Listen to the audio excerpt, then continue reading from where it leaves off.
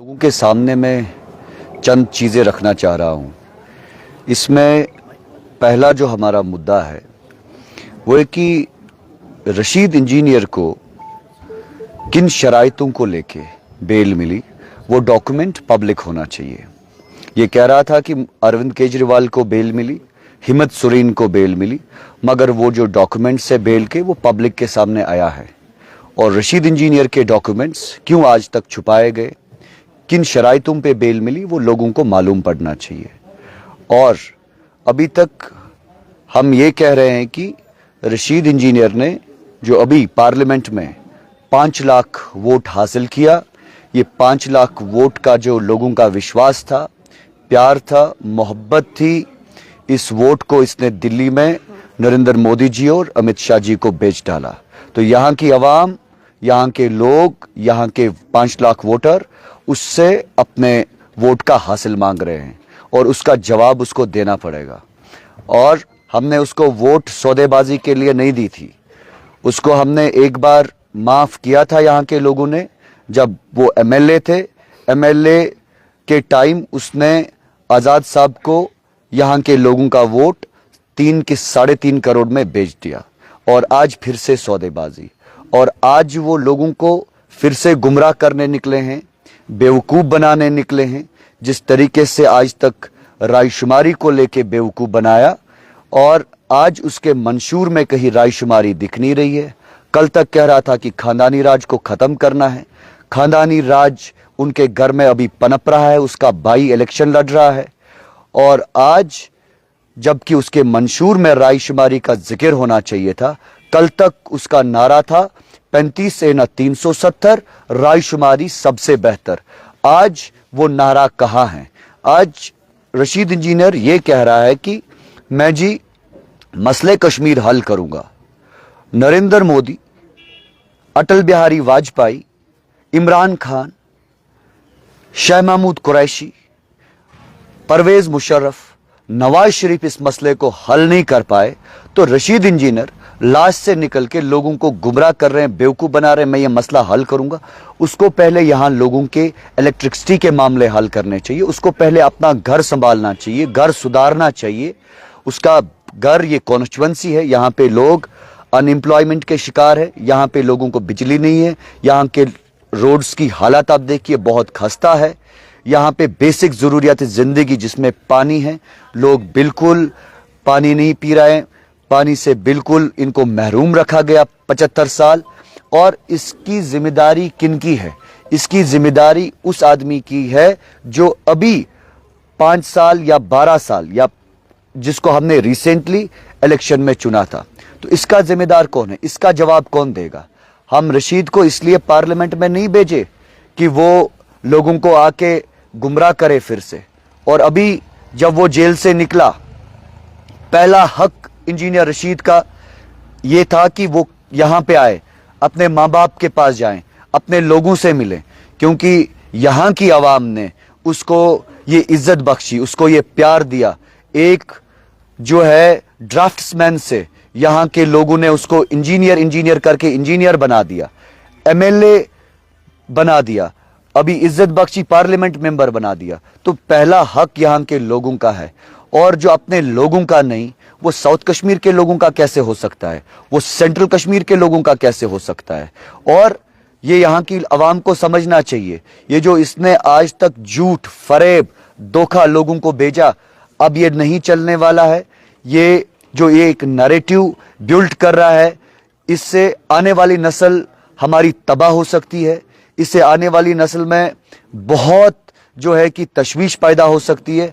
और ये जो कह रहा है, ये कॉन्टेम्प्ट ऑफ कोर्ट कर रहा है, ये कह रहा है कि मैं 370-35 से वापस लाऊंगा।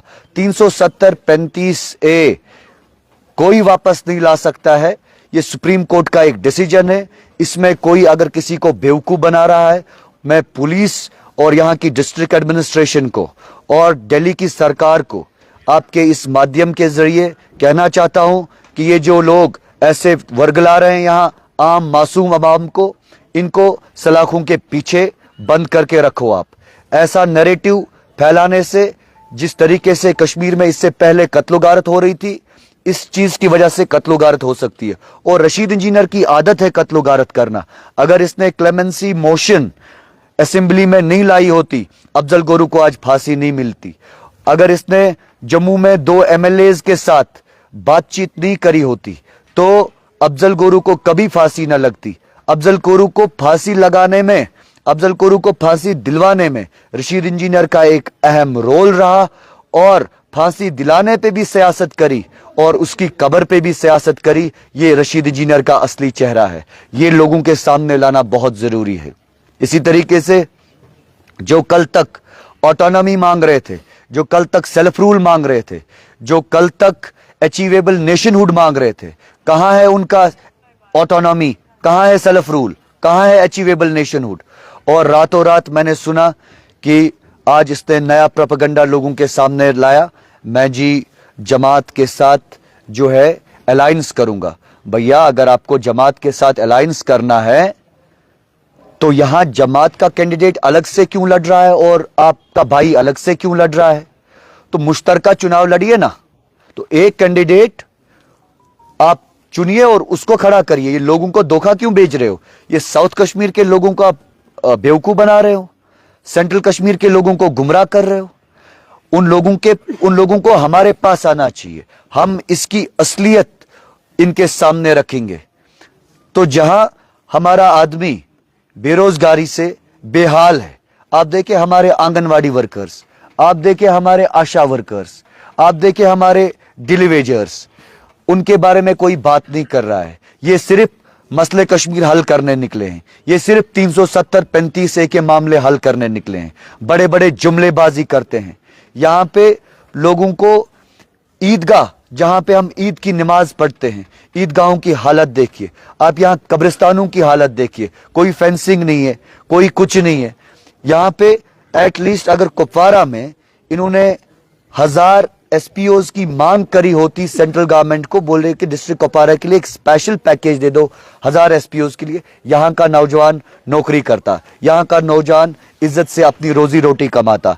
इसी तरीके से 15,000 घर है यहां पे इस लंगेट कॉन्स्टिट्यूएंसी में, और आपके माध्यम के जरिए मैं लोगों तक ये बात पहुंचाना चाहता हूं कि मैं मीर जुनैद आपका उम्मीदवार इस लंगेट कॉन्स्टिट्यूएंसी से खड़ा हुआ हूं कि आप जो अपना कीमती वोट है इस टाइम, अपने कीमती वोट से मुझे मजबूत करें, मेरे हाथ पैर जो है मजबूत करें, मुझे कामयाब करें।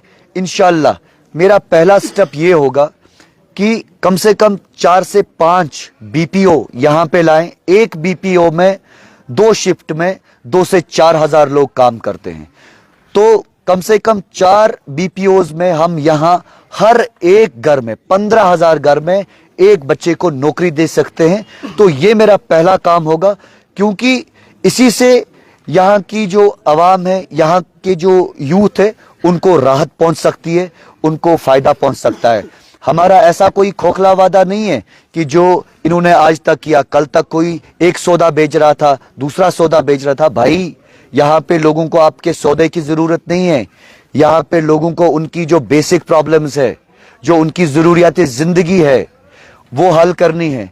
यहाँ पे जो FIRs का मामला है, आप उन पे बात करिए। यहाँ पे जो बेगुनाह लोग जेलों में बंद है, उन पे बात करिए।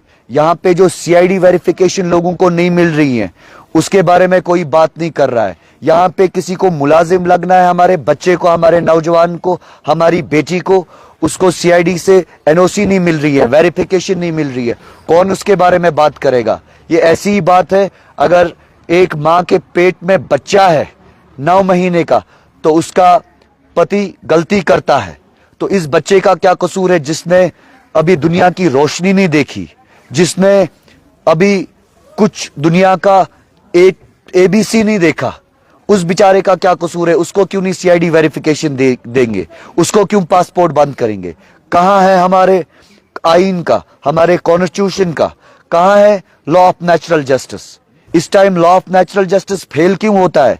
इस मामले में कोई बात नहीं कर रहा है, और ये लोग सब एक दूसरे को नीचे खींचने पे लगे हुए हैं, एक दूसरे को तानाकशी में लगे हैं। भाई ऐसे तानाकशी से कुछ नहीं होगा, आप लोगों को गुमराह करना बंद करो, लोगों के पास आओ, लोगों के मुश्किलात सुनो और उनका अजाला करो। और बाकी जितने भी ये असेंबली कॉन्स्टिट्यूएंसी में जो कैंडिडेट्स सारे खड़े हुए हैं, मैं इनको एक ओपन चैलेंज देता हूं आपके इस माध्यम के जरिए कि ये लोग यहां लंगेट पार्क में या जहां भी हम 50,000 लोग जमा करेंगे, लोगों के सामने इनको लाओ, आप मीडिया के भाई भी आओ, इनसे सवाल पूछो, इनसे हम हक का हासिल मांगेंगे, इनसे यहां की जनता सवाल पूछेगी और यहां के लोग फैसला करें कि कौन उम्मीदवार सही है, कौन हमारे मुस्तकबिल का फैसला कर सकता है, कौन ये जुल्म मिटा सकता है, कौन इस नौजवान की बात कहीं पे करेगा, कौन यहाँ पे जो लाठी इनके ऊपर बरसाई जा रही है, कौन उसके बारे में बात कर। तशद्दुद चल रहा है, रात को लड़के कहीं जाते हैं 8 बजे तो मुझे रिपोर्ट्स आ रही हैं कि इनको पकड़ दकड़ हो रही हैं। कहीं पे लड़के 8-9 बजे के बाद ईयरफोन लगा के चलते हैं तो उनको कानून से ईयरफोन लिया जाता है, उनका मोबाइल छीना जा रहा है।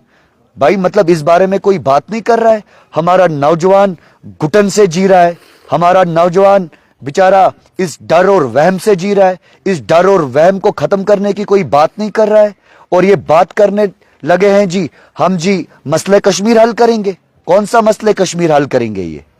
और मसले कश्मीर आज तक जिन लोगों को हल करना था उन लोगों ने हल नहीं किया। मसले कश्मीर को लेके हमारे यहाँ नौजवान हजारों सैकड़ों नौजवान कब्रिस्तानों में दफन हैं, कब्रिस्तान भरे पड़े हैं।